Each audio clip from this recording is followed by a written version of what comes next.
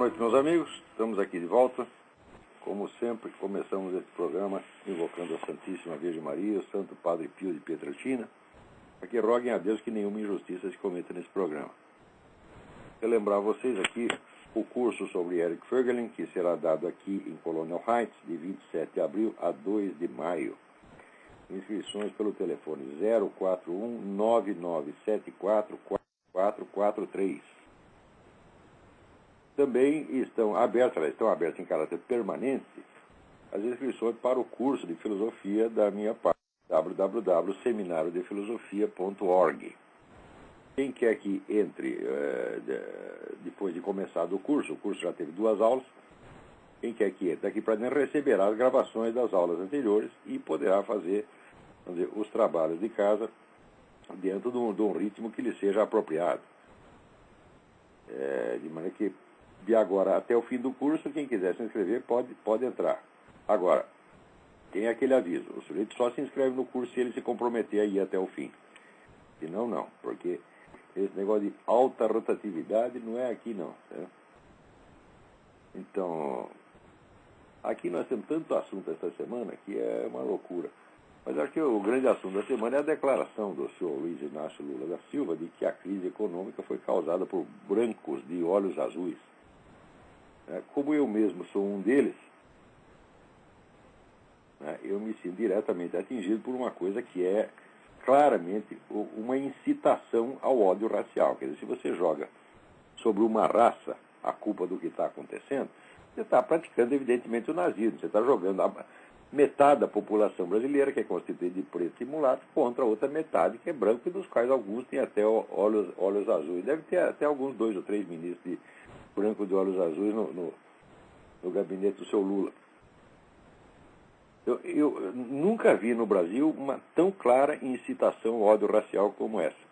Agora, pensa que alguém vai fazer alguma coisa, alguém vai processar esse desgraçado pelo óbvio crime de racismo que ele está fazendo? Isso é mais do que racismo, isso é mais do que discriminação, isso é incitação ao ódio racial. Incitação explícita, criminosa. Agora, todo mundo vai passar a mão na cabeça do presidente, coitadinho, ele é um rapaz sem instrução, ele não sabe o que está falando. Então, sempre nos colocam nessa posição de estimulação contraditória. Por um lado, você tem que obedecer o sujeito porque ele é seu superior, ele é o presidente da República. Por outro lado, você tem que carregar ele no colo porque ele é um coitadinho. Fala, não é possível, meu filho, ou tu é autoridade ou tu é um coitadinho. Tá certo? Se eu vou carregar você no colo, então se você é menor de idade, então eu que vou mandar em você. Agora, você mandar em mim, ao mesmo tempo querer toda hora ser perdoado por conta da sua falta de preparo, da sua falta de experiência, isso aí não dá, porra. É claro que o sujeito sabe o que está falando. Falou isso maliciosamente. Ele quer criar o ódio racial no Brasil. Nada poderia estar mais claro do que isto. Lançar as culpas de uma crise sobre uma raça é incitar ódio racial. A esta altura, se esse povo tivesse vergonha na cara, estariam chovendo processos de racismo contra o seu presidente da República. Eu duvido que alguém faça isso. Porque aí o Brasil está desfibrado, as pessoas estão acovardadas, estão todo mundo de joelho perante o quê? Um tigre de papel. Porque se você pensar bem, qual é o poder de todas essas organizações de esquerda? É o poder do blefe, é o poder da sacanagem, é o poder da roubalheira, é só isto. Quer dizer, vocês estão com medo do quê? E se você se antecipa, se você ficar com medo do sujeito antes dele provar que tem algum poder, você está aumentando o poder dele. E é na base desse blefe que eles têm, de fato, aumentado o seu poder ao longo dos últimos 40 anos, enquanto todo mundo fica acovardado. Agora, se você quiser fazer alguma coisa, sempre dá para fazer, como, por exemplo, esta semana teve esse ato público contra o aborto, ato público em defesa da vida, em São Paulo, né, cuja importância a mídia tratou logo de minimizar, mas que reuniu ali pelo menos 10 mil pessoas.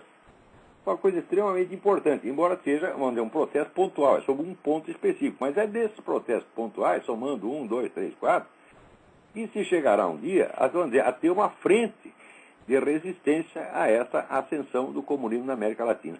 Não se iludam com essa história de que Lula mudou, de que acabou o comunismo. Isso é uma estupidez. Tudo o que o Lula fez foi continuar mais ou menos a política econômica do seu antecessor, que ele tanto condenava, propiciando com isso uma certa estabilidade econômica. Agora, estabilidade não significa nem mesmo crescimento. É ridículo dizer que o Brasil retomou o crescimento. O Brasil simplesmente parou de perder dinheiro com inflação, né, regularizou um pouco suas dívidas, é isso o que aconteceu. Quer dizer, o sujeito administrou as contas, né, que é o mínimo que ele tinha que fazer e que, na verdade, nem precisou aprender a fazer porque o antecessor já deu a receita prontinha. Ele continuou seguindo, dá tudo certo. Agora, só um louco destruiria a economia capitalista, só um louco socialista destruiria a economia capitalista antes dele ter um esquema de poder montado para poder, vamos dizer, administrar uma futura economia socialista. Olha, esse esquema de poder, embora esteja crescendo rapidamente, embora seja muito grande já no Brasil, ainda não está pronto para assumir o poder completamente. Eles ainda precisam se apoiar na economia capitalista e é só por isso que o Lula está seguindo essa política, entre aspas, ortodoxa. Agora, o sujeito é hoje tão comunista quanto sempre foi, o Foro de São Paulo é tão comunista quanto sempre foi, e a maior prova disso é a cumplicidade nojenta desse camarada com essas organizações de guerrilheiros, narcotraficantes, etc, etc. Quer dizer, só dentro do Brasil, vamos dizer, essa permanente beatificação, tá certo, dos terroristas dos anos 60, 70, é uma coisa nojenta, porque você não se permite o debate, não há confrontação, só tem uma versão única. Os terroristas eram heróis bonzinhos, os milicos eram os malvados torturadores. Digo, peraí. Os guerrilheiros estavam metidos num esquema de guerrilha continental, chefiado pelo governo mais torturador e assassino da América Latina, que era o governo de Cuba. Então, quer dizer, comparado com o governo de Cuba, a nossa ditadura não é dita branca, é dita mole. Não foi ditadura coisíssima nenhuma, apenas um governo levemente autoritário. Agora, os caras ficam demonizando a ditadura militar para esconder o que eles mesmo estavam fazendo em favor de Cuba, porra. Então, vamos dizer, expor e ampliar, né, os males, os delitos, os pecados do adversário, esconder os seus próprios, é a essência da sacanagem política, que é exatamente o que eles estão fazendo. Só que a nossa mídia, ela serve a isto. Ela não está aí mais para informar, para mostrar uma coisa equilibrada, para mostrar os dois lados, para confrontar os dois lados. Não, está aí para distorcer em favor dessa corriola. Tá certo? E esses jornais estão todos comprados por propaganda do governo. Sem propaganda do governo, eles não sobrevivem. Então eles fazem o que o governo mandar. E além disso, as redações. Não tem um direitista na redação da Folha de São Paulo, na redação do Estadão, na redação do Globo. Não tem um. No máximo tem algum centrista, né? Quer dizer, que tem a esquerda com todas as suas variantes, desde a esquerda social-democrática até radical de esquerda, isso tem tudo lá dentro. E do outro lado tem algum centrista muito tímido, né? Tipo Luiz Paulo Horta, o tipo Merval Pereira, que de vez em quando escreve alguma coisinha, muito levemente, com cuidado para não ferir suscetibilidades esquerdistas. É isso que tem no Brasil, acho que a coisa se reduziu a isso. Agora, que é possível fazer algo contra isso, esse ato público acabou de provar. Reuniram 10 mil pessoas lá na Praça da Sé, em São Paulo, e falaram o que tinham de falar, tá certo?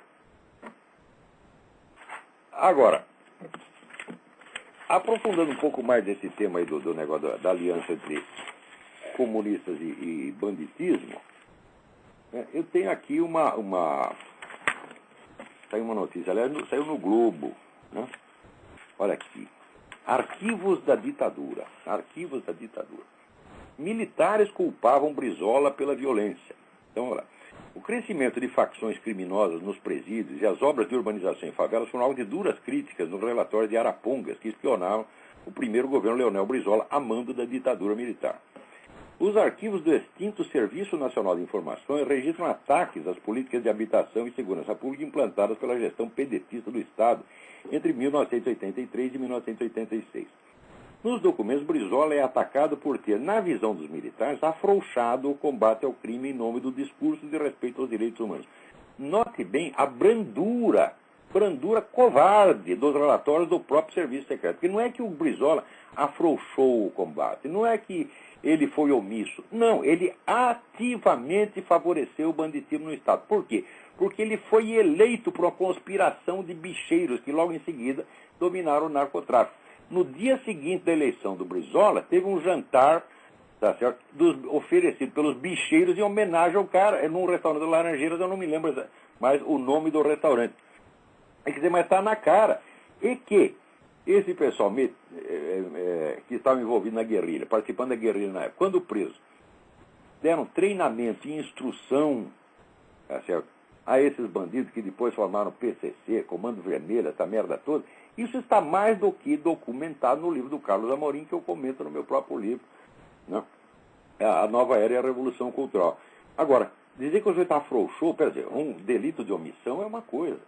Agora, o Brizola não estava se omitindo em cumprir a sua obrigação. Não, ele estava agindo, tá certo? Fomentando a revolução, fomentando o caos social. Ele sempre foi favorável a isso e jamais escondeu o que era. Quer dizer, quando você pega um comunista e coloca num governo do Estado, numa nação democrática capitalista, o senhor vai ter que desempenhar naturalmente um papel duplo. Quer dizer, por um lado, ele tem que posar como defensor da ordem pública.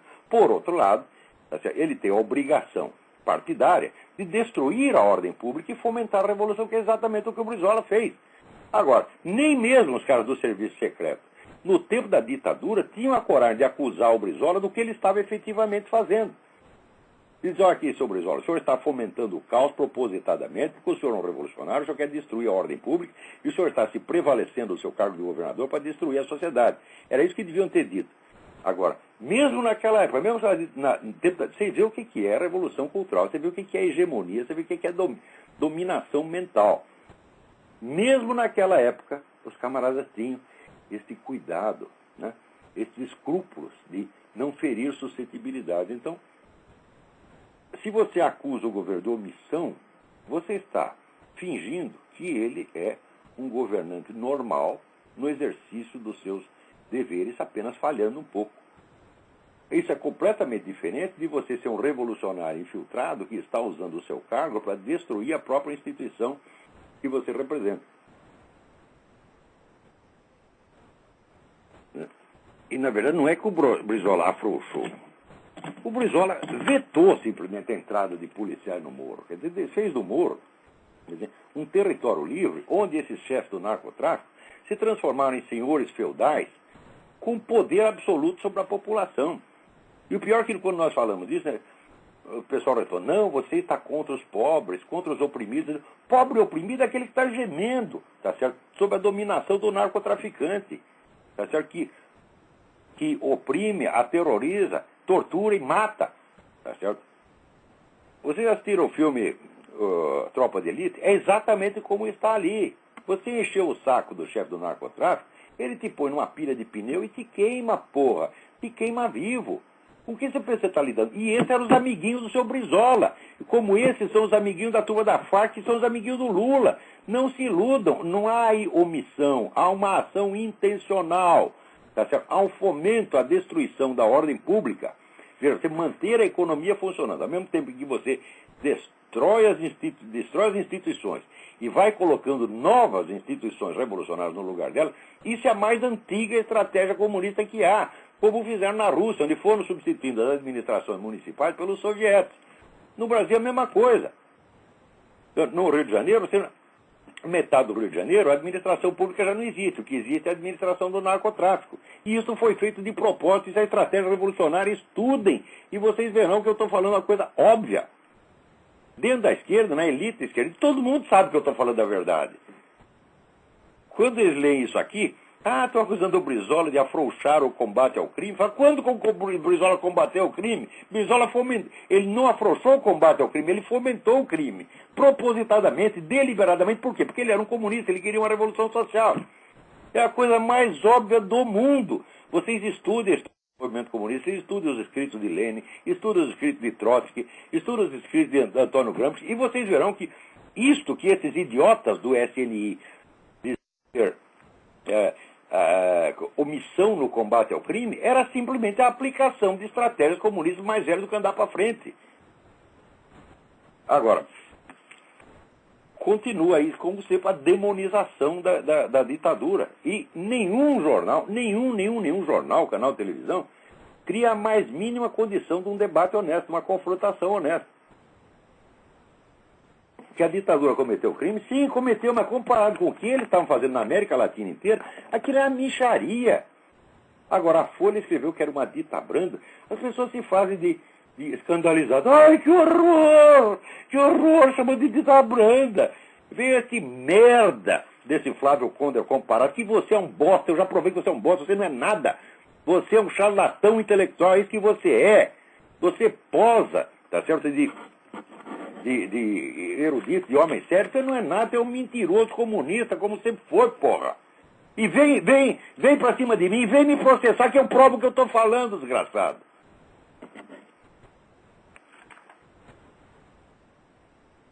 Muito bem. O que mais nós temos aqui? Aqui alguém me manda uma foto, um negócio horroroso. Aqui depois os policiais entraram lá no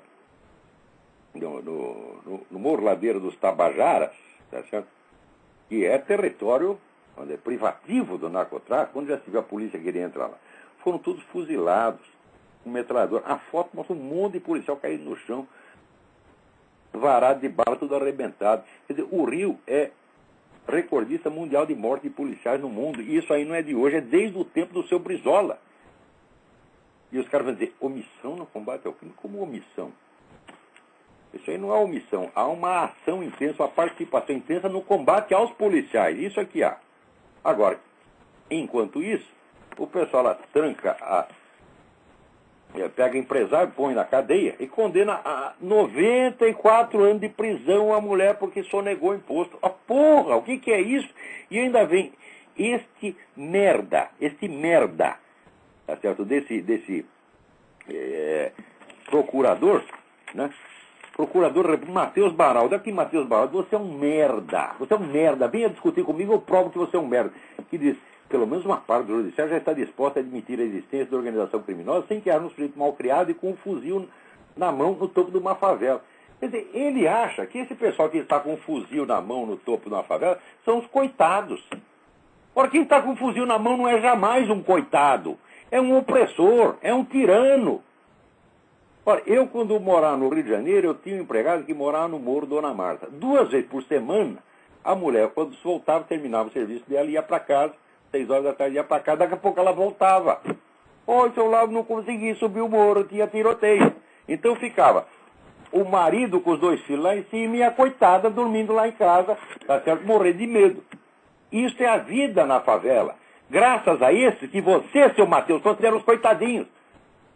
Então esse coitadinho com um fuzil na mão, que não deixava a minha empregada chegar em casa para cuidar dos filhos. E assim como ela, tinha milhares de pessoas que viviam ali aterrorizadas, graças a esses, tá certo? Que você considera coitadinhos. Seu Matheus Baraldi, o senhor está cheio de ódio de classe, o senhor odeia empresário, você odeia capitalista e você adora bandido.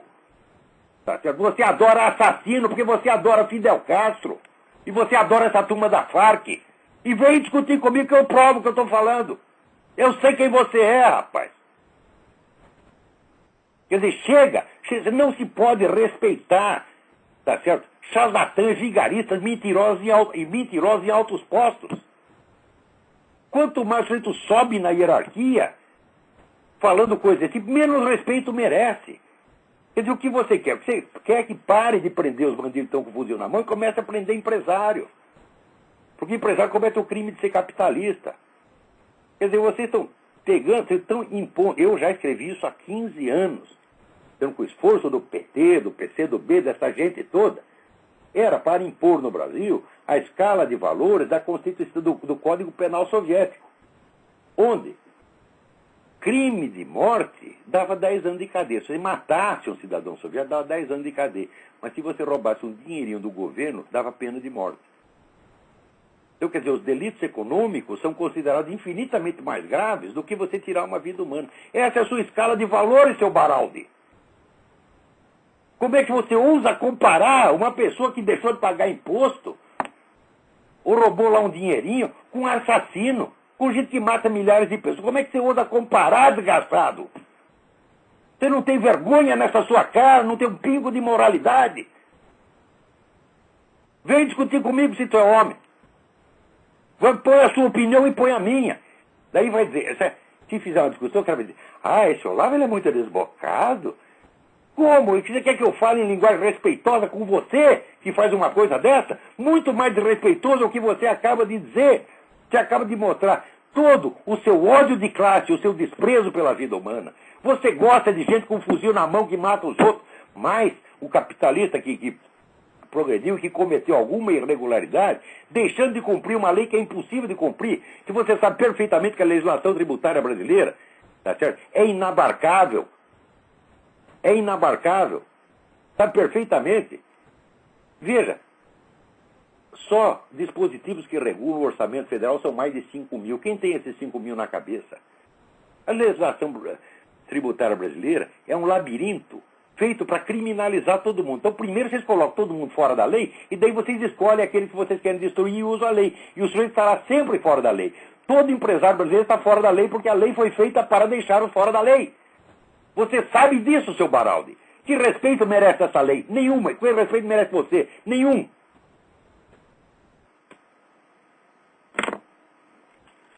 Agora, é claro, no Brasil tem gente que protesta contra isso, mas sem protesta aquela linguagem educada, e essa linguagem educada é que está matando tudo. Porque a linguagem tem que ser proporcional ao assunto que você fala. Agora, esses desgraçados, eles podem acusar todo mundo, eles chamam os outros de nazista, chamam os outros de extremista, chamam os outros de assassino, chamam do que quiser. Agora, eles não podem ouvir nada. No máximo, pode acusá-los de um pouco de omissão. O que é isso, porra?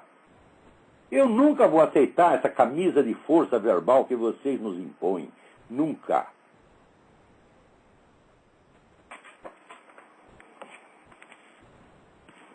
Aqui está o Reinaldo Azevedo comparando. O Marcola pegou 39 anos, com todos os homicídios que pesam na cota dele. Agora a mulher, porque sonegou imposto, é 96 anos. Quer dizer, isso é justiça? Isso é uma putaria, seu Baraldi. Isso é justiça na sua cabeça. Porque justiça para você é matar capitalista. E vem dizer que não. Vem dizer que você não pensa assim. Ah, ele me acusou de ser comunista. Você é comunista. Isso é mentalidade comunista. Isso é a mentalidade do Código Penal Soviético. E vocês estão impondo isso no Brasil. Agora, recebo aqui uma denúncia. Se é questão financeira, se a questão financeira sempre escandaliza vocês mais do que crime de morte, então está aqui, também tem. Isso também tem. Por exemplo, esse pessoal do Mensalão, tem algum na cadeia? O que é essa Eliana Tranqueza e perto do que vocês fizeram com o Mensalão? Ora, pô, quem tem que estar na cadeia é o Lula, é o criador do Mensalão. Agora, a popularidade do Lula baixou um pouquinho, no dia seguinte aparece algum bode expiatório. Então, vamos dizer, os culpados de sempre, os suspeitos de sempre. Né? Caiu a popularidade do Lula, prende a Eliana Tanquese. Ou prende, sei lá, o Camargo Correia, ou qualquer outro desse. Tem que ser capitalista, evidentemente, tem que ser empresário. Agora, os empresários também são culpados disso, porque algum dia esses empresários se organizaram para oferecer resistência à ascensão desse poder que agora os esmaga? Jamais! Jamais! Quando eu falava isso 10 anos atrás, esse mesmo pessoal gozava de mim e falava, não, PT jamais vai chegar ao poder. Né? As instituições brasileiras são sólidas. E vinham com aquela conversa de merda, de gente covarde, mentirosa, que sabe tentar afetar a segurança. O sujeito está com o cu na mão, está morrendo de medo. E quanto mais medo tem, mais seguro ele quer se mostrar. Isso eu acho horrível. Vocês estão pagando não pelos crimes de que os acusam, vocês estão pagando porque vocês dão dinheiro para PT. Até vocês puxavam o saco de intelectual de esquerda, agora paga, porra. Agora, aqui recebo um apelo dramático dos médicos da rede municipal de Aracaju, que estão em greve desde o dia 3 de março. Por quê? Por que em greve? Tá certo? Porque não tem como trabalhar. Falta medicamento, falta receituário, falta sabonete, falta seringa, falta detergente, falta tudo. Como é que não tem como trabalhar, porra? Tá certo? E o salário também não aumenta há 6 anos. Eu digo, bom, mas se você não dá o salário pro cara, mas também não deixa ele trabalhar, será que é por isso? Olha, nós não te damos aumento de salário, mas para compensar, nós também te negamos os meios de trabalhar. Então você não pode trabalhar, você não ganha. Será que é esse o raciocínio que está por trás? Agora, o seu prefeito, Eduardo Nogueira, que é do PCdoB, diz que não tem dinheiro. Não tem dinheiro, mas acabou de gastar 18 milhões de propaganda. E vive dando festa, show, né, eventos comemorativos, para isso tem dinheiro. Agora, para botar lá nos hospitais para o negócio funcionar, para socorrer quem está morrendo, isso não tem. Então aí, senhor Edivaldo Nogueira. Né? Agora também esse é amiguinho do governador Marcelo Deda, que é do PT, que está sendo também investigado por compra de voto, mas é companheiro lá do Lula, então não dá para saber o que vai acontecer. Provavelmente não vai acontecer nada, como nunca acontece nada para esse desgraçado.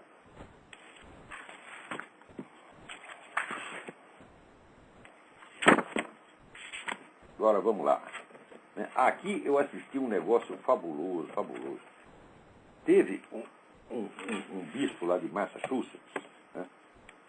Não sei se é um bispo, um cônego, um cara importante na hierarquia da igreja, que colaborou com o projeto lá do governo de Massachusetts, que facilitava aborto, facilitava as pessoas a fazer aborto por $50. E tinha lá um prelado, era um príncipe da igreja colaborando com isso. Tá? Foi cúmplice. Daí tem o padre, né?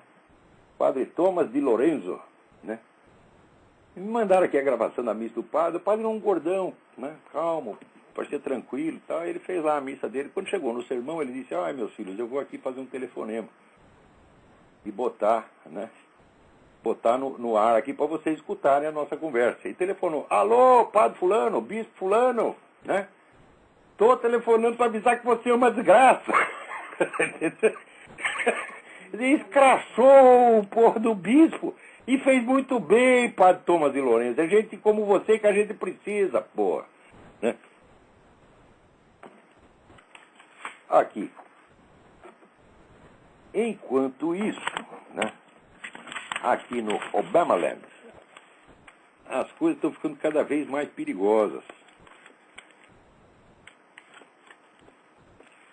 Porque aqui, uma alta fonte do Serviço Secreto de Israel, né, que não se identificou, publicou no site Israel Today, diz que, olha, o governo Obama está se preparando para deixar Israel por sua própria conta e risco. Quer dizer, eles vão dar um apoio verbal, mas, na verdade, eles estão apoiando os árabes. Fala, bom, mas, peraí, precisa de uma alta fonte do governo de Israel para falar isso? Quem é que... Raiz, isso aí é que nem o amigo meu que chegou lá em Portugal e perguntou para o sujeito: o senhor sabe onde fica o convento dos Carmelos? E o Portuga vira para ele e fala: Raiz, mas quem é que não sabe? E aqui é o mesmo caso. Raiz, mas quem é que não sabe?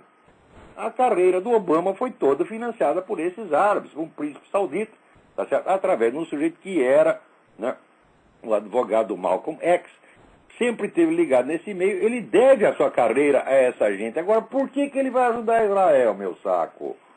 Agora aqui, esses idiotas, tudo, 72% dos judeus votaram em Obama. Agora fica aí, chorando. Puta que... Olha, tem três turmas que eu não entendo. Eu não entendo católico, eu não entendo americano, eu não entendo judeu. São três loucos. Eles só passam a mão na cabeça dos seus inimigos, dos seus traidores, né?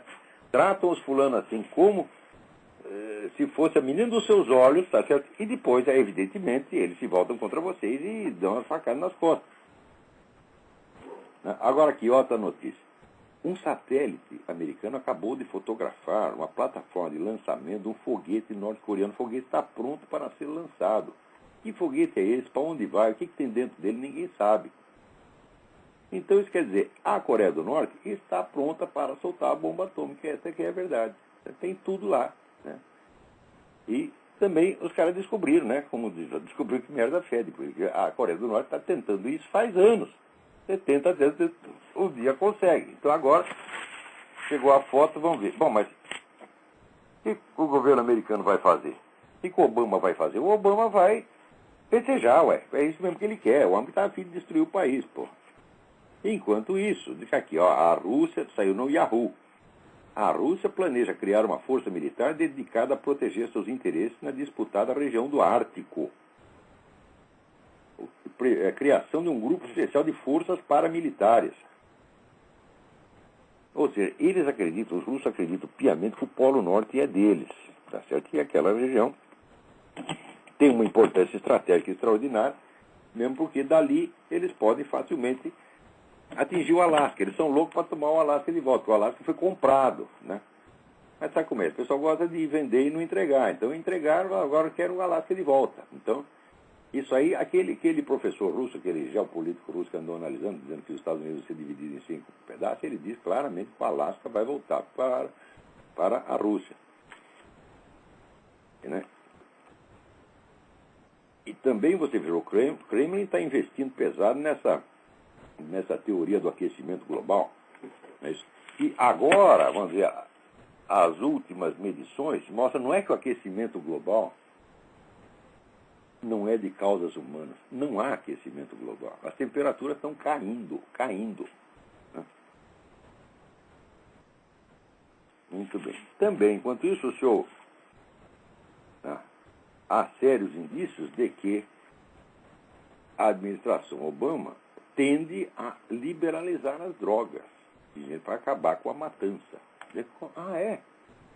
Escuta, desde quando a existência de um comércio legal, né, impede a existência do comércio ilegal? De qualquer coisa da qual haja comércio legal, há também comércio ilegal. É a coisa mais óbvia do mundo. Quer dizer, nós legalizamos o crime. Os caras inventam outro crime, pô. Um crime oposto e complementar. Quer dizer, na Holanda acontece isso. Você pensa que não tem narcotráfico na Holanda? Tem. Os caras liberaram, né, a maconha. Você pensa que todo mundo vende maconha legalmente? Fala, não, também tem tráfico ilegal. E vai ter do mesmo jeito. E a criminalidade aumenta. Isso aí, já tem dados suficientes, a criminalidade na Holanda, na Suíça, aumentou depois da liberalização de drogas. Quer dizer, esse pessoal é o seguinte, eles querem drogar as pessoas. E é muito simples. Por quê? Dentro da perspectiva globalista, eles pensam assim, hoje em dia, para você manter a economia funcionando, basta 20% da população trabalhar. O que nós vamos fazer com os outros 80%? Nós temos que inventar o pão e circo, temos que inventar diversões públicas, temos que inventar movimento gay, temos que liberar droga, e daí vai ficar todo mundo lá tomando pico, dando rabo, tá entendendo? Enquanto aqueles 20% trabalham. Então você vai criar uma legião de cidadãos de segunda classe que vão ter lá seu direito de morrer. Né? Então na Holanda chega lá, aquele cara desgraçado, entra lá no parque das drogas, fala, me dá aí 50 gramas, da boa, da colombiana. Né? Toma lá, né? Toma o pico e catapimba, morre. Ou então fica lá se arrastando pelas ruas, né? Perfeitamente inutilizado, o pessoal quando passa perto, tampa o nariz, né? E você tem lá uma horda de infelizes fabricado por essa política. É o que eles querem fazer no mundo inteiro. Tem alguém no telefone, quem é?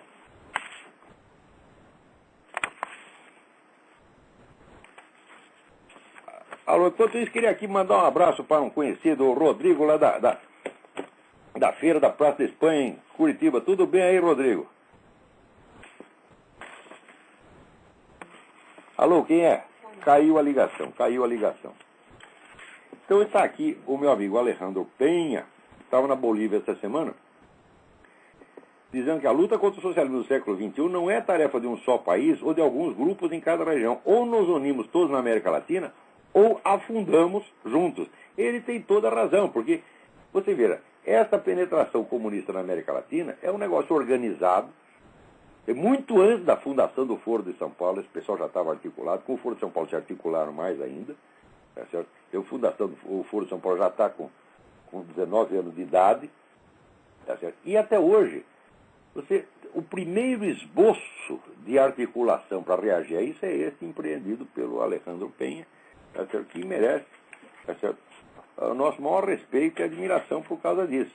Né? Agora, aqui estava falando do padre Lourenço, né? Na mesma semana também, né? O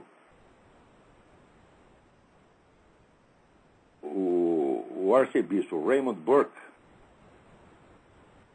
ele fez uma declaração aqui muito séria, disse que, olha, os católicos que votaram no Obama colaboraram com o mal, mas é a coisa mais óbvia do mundo, porque o Obama tem uma longa carreira em defesa do aborto. O sujeito é abortista fanático, persistente, tá certo? E não, a coisa mais coerente na vida dele é o abortismo, tá certo? Então por que um católico vai votar nele? Quer dizer, você está favorecendo a política abortista, né? Então é claro que colaboraram com o mal. O arcebispo Burke tem toda a razão. Agora o pessoal que fica chocado, não se pode falar uma coisa dessa, E violência verbal, digo, matar criancinha não é violência verbal. Agora dizer que os caras matam criancinha é violência. Que é isso, porra. Quem tá na linha aí? Oi lá, bom? Oi, quem é? Alô? Opa, aqui é Cristiano, tá bom? Tá ruim essa ligação, rapaz. Desliga. É horrível. Consegue me escutar agora? Melhorou um pouco. Diminui Tá, o computador. Tá bem, diminui agora. Estou me ouvindo melhor, pode falar. Agora? Tá bom. Olha, há muitos meses eu estava tentando falar com você sobre 5 tópicos, eu vou ser bem breve, tá? Antes do Obama ser eleito, a Al Jazeera filmou o Gaddafi falando com o pessoal que ele era queniano, tá? E que todos os líderes iriam ajudar o Obama e aqueles que não iriam ajudar ainda, tá? Agora, eu tenho um vídeo no YouTube. Alô? Não vai dar para funcionar. Tá ok. Tá.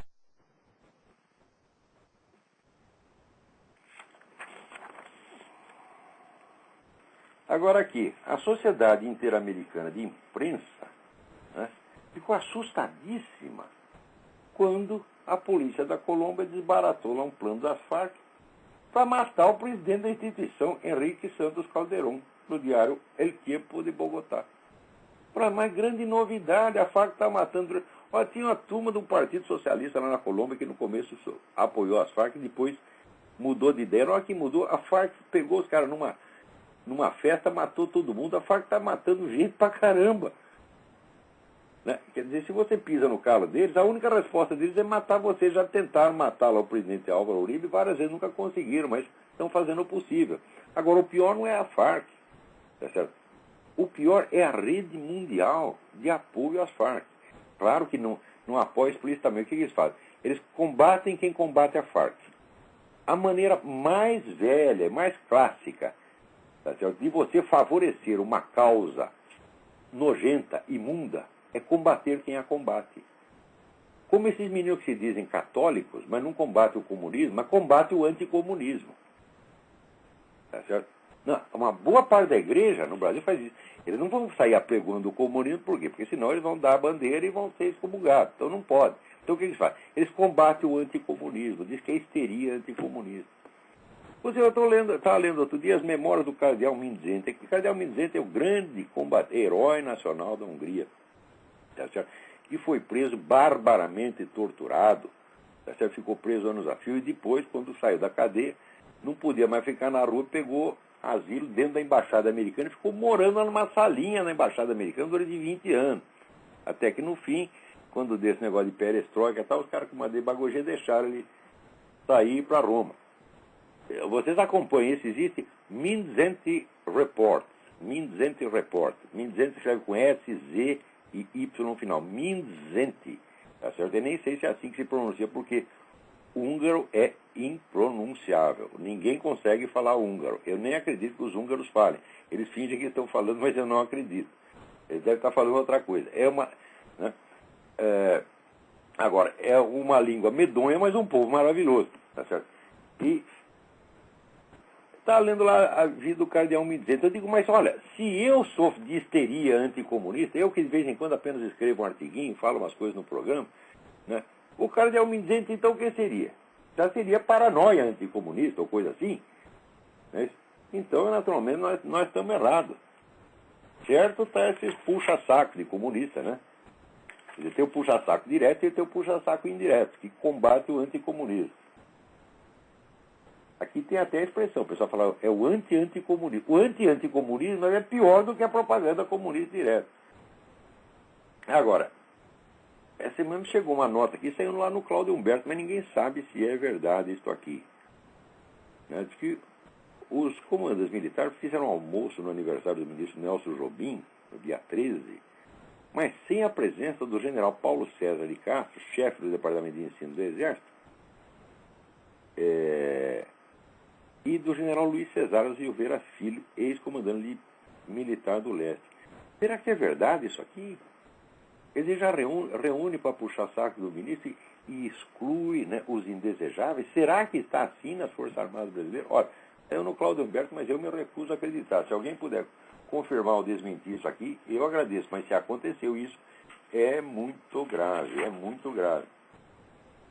Né?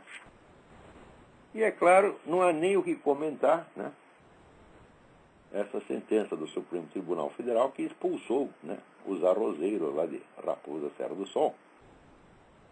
Irônico, quer dizer, você passa a vida lá tentando, né, criar alguma riqueza. Né?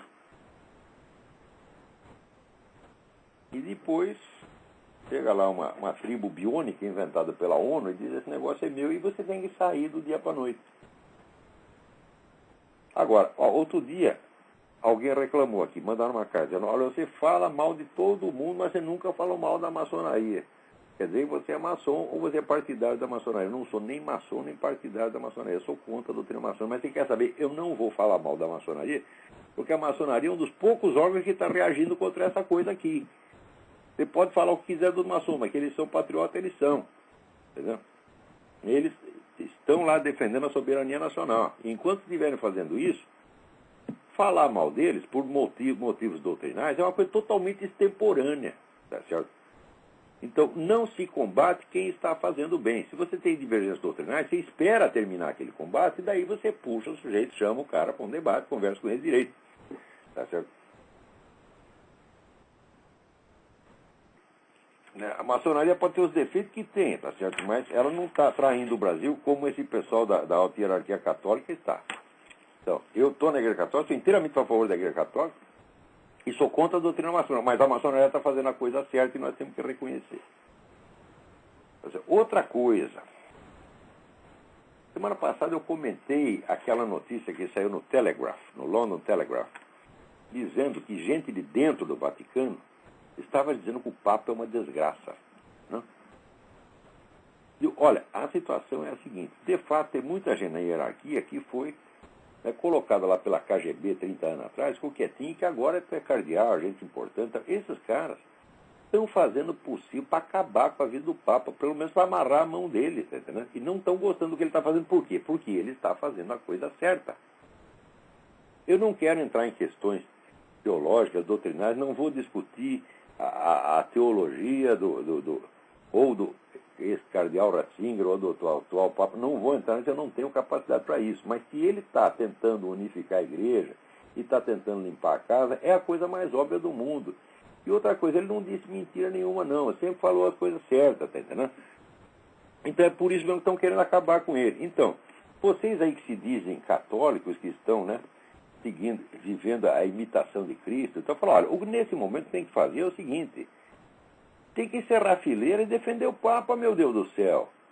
Porque os caras estão querendo acabar com ele mesmo. Não é brincadeira isto, porra. Quer dizer, ele pode ter cometido no passado os erros, que foi erros teológicos, eu estava lendo até ontem, tem uns negócios lá que eu acho bravo, mas ele fez antes de ser Papa, tá entendendo? E agora está tentando fazer a coisa certa, então nós temos que apoiá-lo, meu Deus do céu. Agora, outro dia um desses desgraçados que se diz católico no Brasil, eles: olha, se tem um bispo, né, e foi, você sabe que ele é homem da KGB, mas ele foi sagrado bispo, você tem obrigação de obedecê-lo. Tem obrigação de obedecê-lo, caralho! Obediência subentende hierarquia. Né? Eu obedeço o meu superior se ele obedece o superior dele, senão não. Agora, se o nego está lá conspirando contra o Papa, querendo ferrar a igreja, eu vou obedecer o cara dele só porque ele é bispo? Ele que vai ser bispo na puta que eu paro, porque ele não é bispo não, está excomungado. Ele não é sequer um membro da igreja. Atenção, quem colabora com o movimento comunista está excomungado. Ele não é que ele não é bispo, ele não é sequer um fiel católico.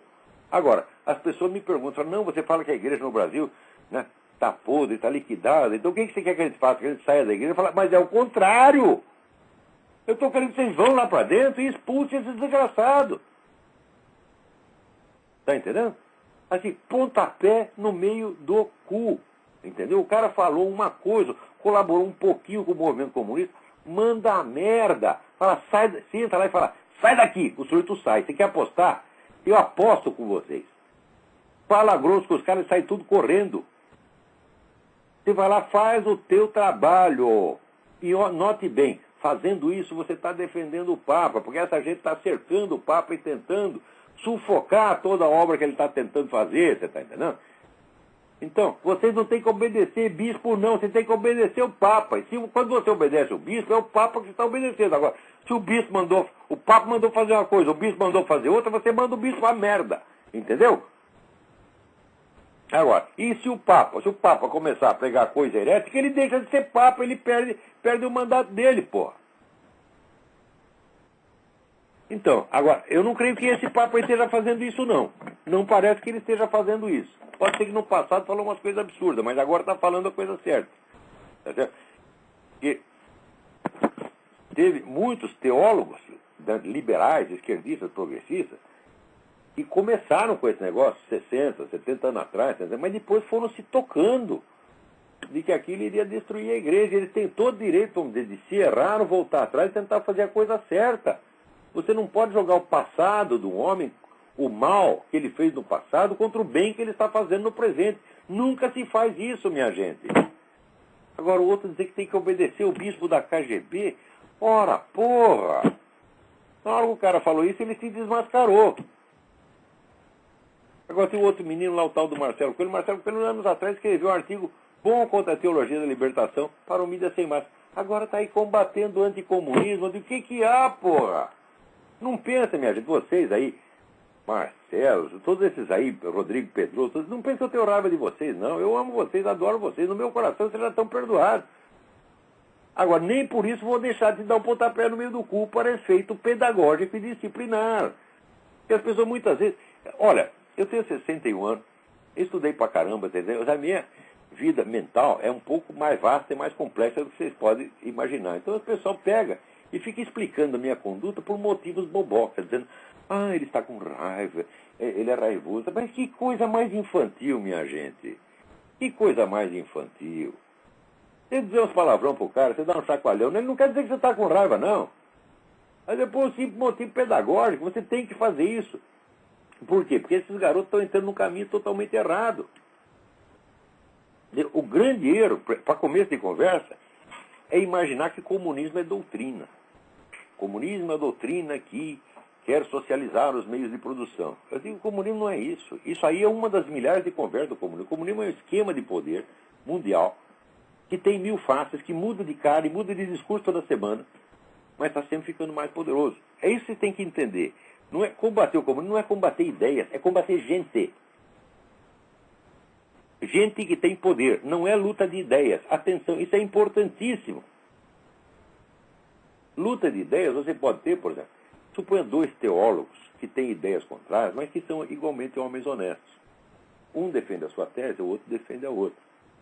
Tá certo?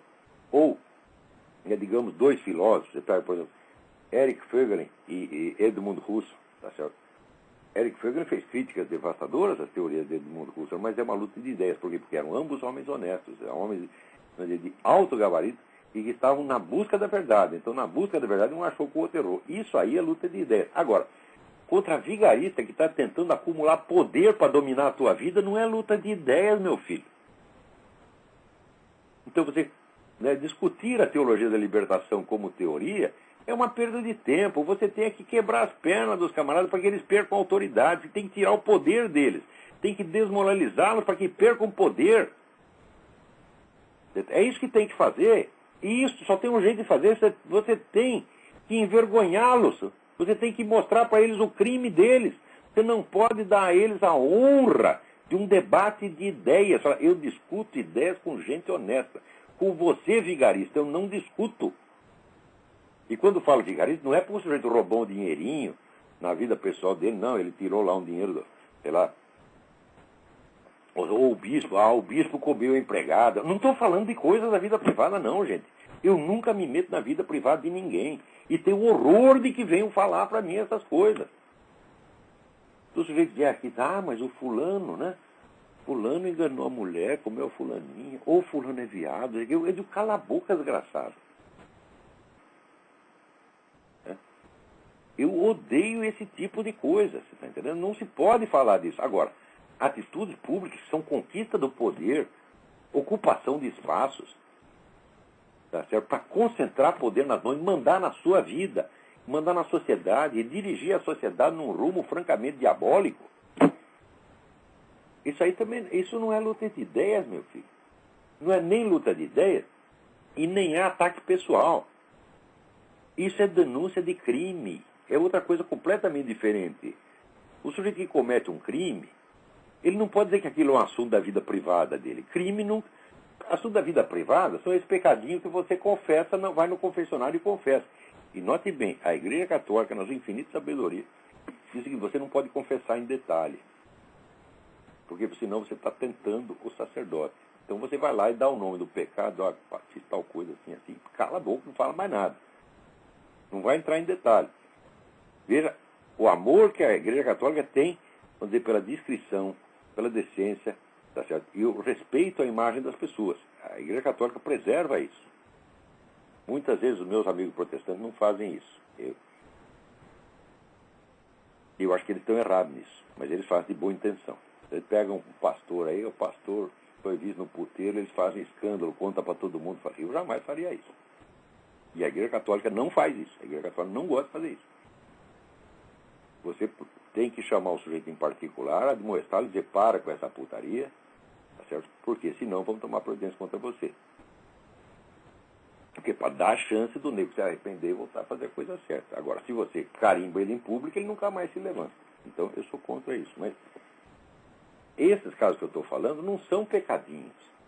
Não é que o bispo comeu empregado, né? Não é que o bispo se escondeu com o vigário lá no banheiro para fazer uma putaria homossexual. Não é isso.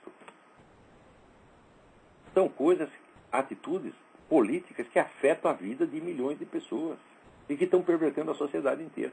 Que nem esse desgraçado desse bispo denunciado pelo padre de Lorenzo. Esse bispo não é que ele cometeu um delitozinho. Não, ele ajudou o governo a criar um sistema no qual qualquer garota chega lá e faz um aborto por $50. Quer dizer, está ajudando a matar milhares de bebês. Como é que você vai respeitar uma coisa dessa? Você veja o padre de Lourenço no meio do sermão, ele parou o sermão para telefonar para o cara e disse, aqui, seu fulano, sou uma desgraça. É assim que se faz, gente. Ele desmascarou o sujeito, porque o sujeito na hora não sabia o que falar, ficou brabo. É assim que se faz, a gente tem que expor esses camaradas à execração pública. Jamais obedecê-los. Eu sou um príncipe da igreja, você é o príncipe do caralho, você não é nem membro da igreja, sai daqui, desgraçado. Você não é nem um cão sarnento, você não é nada, você não tem direito de estar aqui dentro. Tu vai para casa, pensa no que tu fez, confessa teus pecados, tá entendendo? Pede perdão e volta aqui. E não vai voltar de bispo, não, querendo mandar, você vai voltar por baixo, que nem eu, que sou um merda, tá entendendo? Agora, eu sou um merda, mas não faço essas coisas, porra. Peraí, tem mais alguém no telefone. Vamos ver se a gente consegue atender aí. Alô? Alô, Olavo? Sim. É Marcelo do Rio, Olavo, tudo bem? Marcelo, tudo bem? Fale bem alto, por favor. Tudo bom. Olavo, eu queria te fazer uma pergunta, não sei se vai fugir um pouco aí do teu programa, porque eu acabei de conectar aqui. Eu queria saber como é que se dá a formação moral do ser humano. Não estou me referindo à criança, porque na criança a gente sabe que através do exemplo a gente consegue educar e fazer com que elas cresçam com alguns valores, com algumas virtudes, né? Mas eu queria saber mais no homem adulto, como é que a gente pode trabalhar para que se construa essa questão da moral verdadeira, daquela consciência verdadeira quando o camarada está sozinho, ele e Deus. Se é possível e como é que a gente trabalha para conseguir isso, essa construção. A pergunta é excelente, tá certo?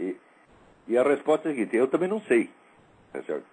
Mas a gente pode tentar alguma coisa no sentido de desenvolver a sensibilidade moral. Quer dizer, para o sujeito compreender a complexidade das situações e conseguir se imaginar dentro da situação como se fosse, vamos dizer, um teatro, né? Examinar o que ele está fazendo como se ele fosse o personagem do enredo. E daí colocar as várias alternativas, o que você faria nessa situação.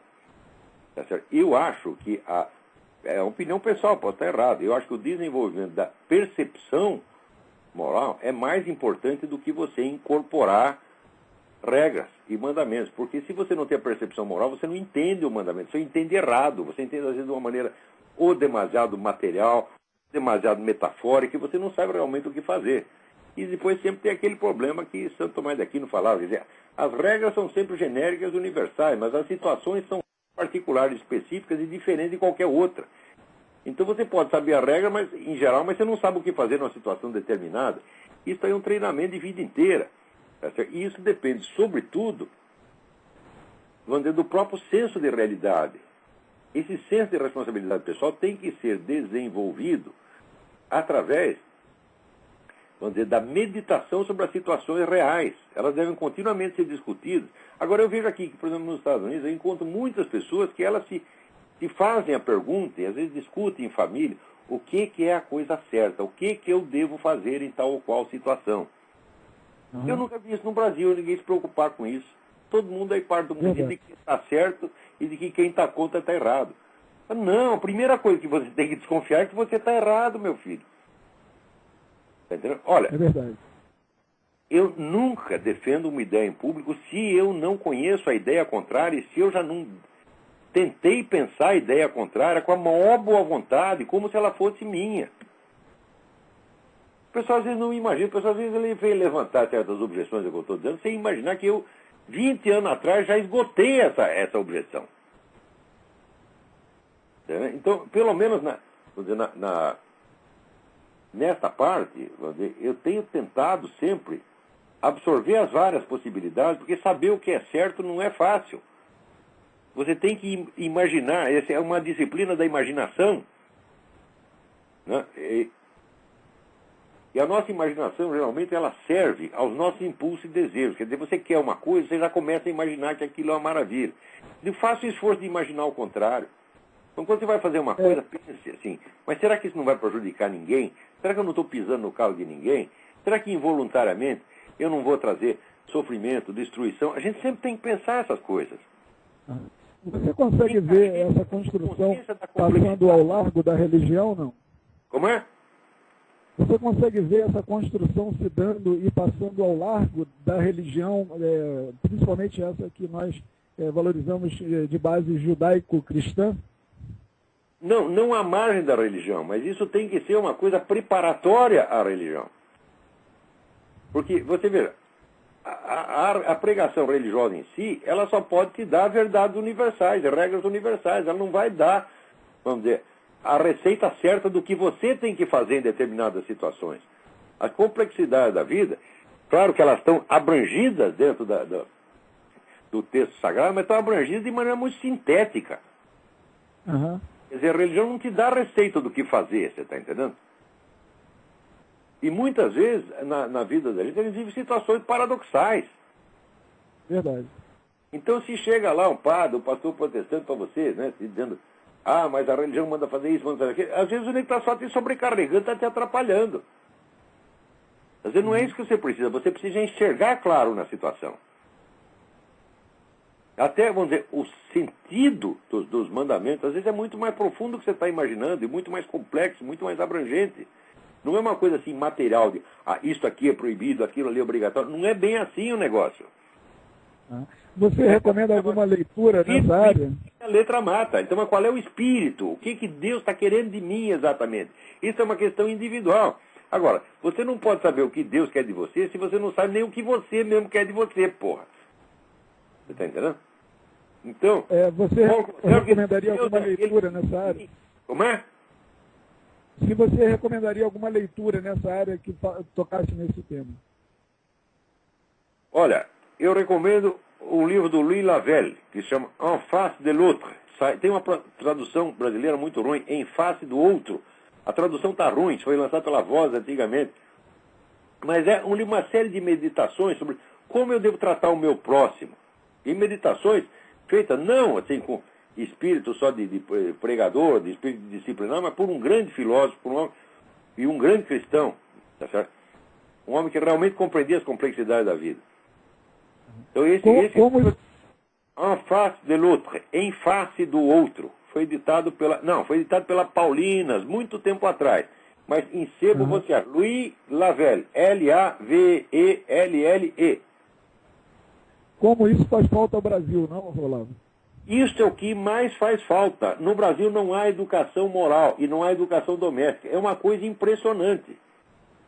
Verdade. Quando a gente vê aqui, vamos dizer, a sensibilidade dos americanos, não é de todos os americanos, claro, mas de um grande número de pessoas, a busca da coisa certa, né, é como eles, às vezes, se espremem, até se atormentam para saber qual é a coisa certa a fazer. Quer dizer, eles têm a verdadeira consciência moral. A verdadeira consciência moral é preocupação.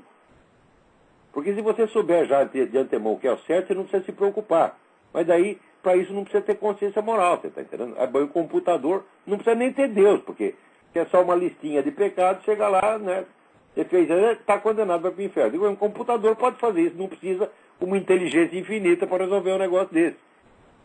Então, quer dizer, Deus sabe que as coisas aqui são muito mais complexas, só que a gente tem que rachar o crânio para compreender essa complexidade. Mas Deus já está vendo tudo isso de uma vez.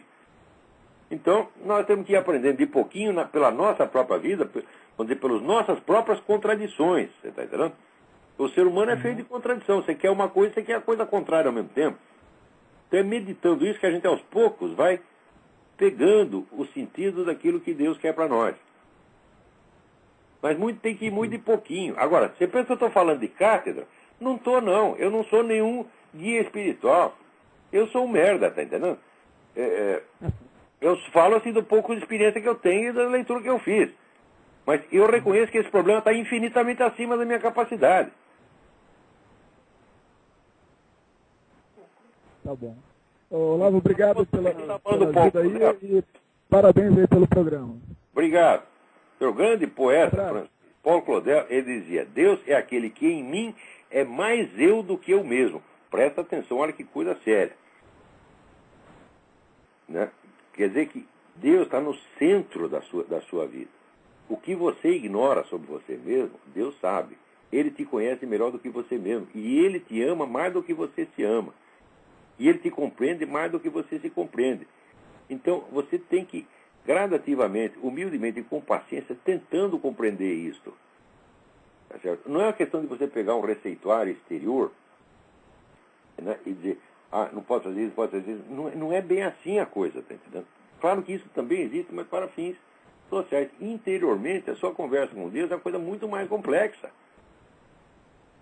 Por exemplo, Deus sabe o quanto de capacidade você tem e o quanto de poder as forças demoníacas têm sobre você em cada momento. Ele sabe essa equação, você não sabe.